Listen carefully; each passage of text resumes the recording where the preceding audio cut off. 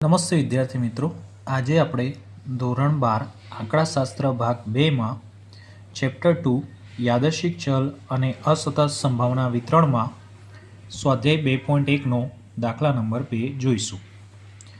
નીચે આપેલ વિતરણ એ ચલ એક્સનું સંભાવના વિતરણ હોય તો અચળાંક કે શોધો. અહીં આપણને એક સ્ટેટમેન્ટ આપેલ છે કે px is equal to 6 minus માનાંકમાં આ જે ડબલ લાઇનની વચ્ચે કોઈ સ્ટેટમેન્ટ આપેલ હોય તો એ ડબલ લાઇનને માનાંક કહેવામાં આવશે ડિવાઈડ બાય કે, જ્યાં એક્સ બરાબર 4, 5, 6, 7, 8, 9 અને 10. હવે એક્સની જગ્યાએ આપણે આ દરેક કિંમતો સૌ પ્રથમ મૂકીશું કે શોધવા માટે.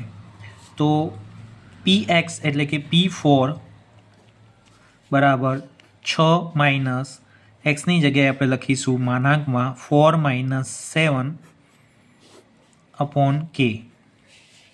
ત્યારબાદ એક્સની જગ્યાએ 5 મૂકીશું એટલે કે p5 બરાબર 6 માઇનસ 5 માઇનસ 7 માનાંકમાં ડિવાઈડ બાય કે. ત્યારબાદ એક્સની જગ્યાએ 6 મૂકીશું તો p6 બરાબર 6 માઇનસ માનાંકમાં 6 માઇનસ 7 કૌંસ નહીં માનાંક ડિવાઈડ બાય કે. ત્યારબાદ p7 બરાબર 6 માઇનસ માનાંકમાં એક્સની જગ્યાએ 7 એટલે કે 7 માઇનસ 7 ડિવાઈડ બાય કે. p8 બરાબર 6 માઇનસ એક્સની જગ્યાએ 8 માઇનસ 7 માનાંકમાં ડિવાઈડ બાય કે. ત્યારબાદ 8 છે, પછી 9 અને 10. તો p9 બરાબર 6 માઇનસ માનાંકમાં 9 માઇનસ 7 ડિવાઈડ બાય કે અને p10 બરાબર 6 માઇનસ માનાંકમાં 10 માઇનસ 7 ડિવાઈડ બાય કે. તો આ રીતે દરેક કિંમતોમાં આપણે એક્સની વેલ્યુ પુટ કરીશું અને દરેક કિંમતની વેલ્યુ આપણે સૌ પ્રથમ શોધીશું. તો જ્યારે પણ માનાંક હશે ત્યારે આપણે સરવાળો કરીશું કે બાદબાકી કરીશું, જવાબ હંમેશા પ્લસમાં આવશે.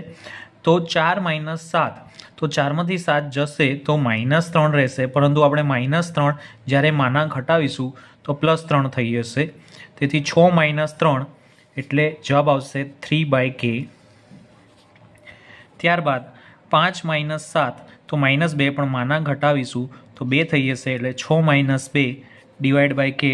6 માઇનસ 2 તો 6માંથી 2 જશે તો 4/k. અહીં પણ 6 માઇનસ 7 એટલે -1, પરંતુ માનાંક હટાવીશું તો +1 થશે. 6માંથી 1 જશે તો 5/k. 7માંથી 7 જશે 0, તો 6માંથી 0 જશે તો 6/k. ત્યારબાદ 8માંથી 7 જશે તો 1, 6માંથી 1 જશે તો 5/k. ત્યારબાદ 9માંથી 7 જશે તો 2, 6માંથી 2 જશે તો 4/k. ત્યારબાદ 10માંથી 7 જશે તો 3, 6માંથી 3 જશે તો 3/k. એટલે કે દરેક વેલ્યુ આપણે પ્લસમાં આવશે. હવે આપણને કહ્યું છે કે કે શોધવાનો છે.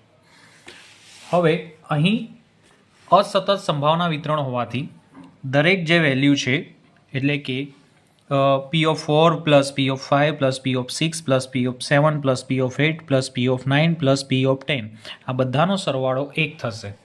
તેથી આપણે લખીશું કે અસતત સંભાવના વિતરણ હોવાથી સિગ્મા px બરાબર 1 એટલે કે p4 થી હતું તો 4 plus p5 plus p6 plus p7 plus p8 plus p9 plus p10 બરાબર 1. હવે દરેક કિંમતો આપણે આમાં મૂકીશું કે p4ની વેલ્યુ હતી 3/k, તો 3/k પ્લસ p5ની વેલ્યુ હતી 4/k, તો 4/k પ્લસ પી ઓફ 6ની વેલ્યુ હતી 5/k, તો 5/k પ્લસ પી ઓફ 7ની વેલ્યુ હતી 6/k, 6/k plus P of 8ની વેલ્યુ હતી 5/k, 5/k plus P of 9ની વેલ્યુ હતી 4/k, 4/k plus P of 10ની વેલ્યુ હતી 3/k, 3/k is equal two 1. હવે દરેકના નીચે k છે, તેથી લસા થશે k. તો 3 plus 4 plus 5 plus 6 plus 5 plus 4 plus 3 is equal two 1. હવે આ રકમનો આપણે સરવાળો કરીએ તો 4 ને 3 7, 8 9 10 11 12, 13 14 15 16 17 18 19 20 21 23 ને 4 27, 27 ને 3 30, તો 30/k/1. હવે k અહીં ડિવાઈડમાં છે તો ત્યાં જશે તો ગુણાકારમાં થશે, તો k બરાબર આપણને મળશે k એકા k, એટલે કે k બરાબર થશે 30. તો આ મુજબ આપણે kની કિંમત અસતત સંભાવના વિતરણ માટે મેળવી શકીએ છીએ.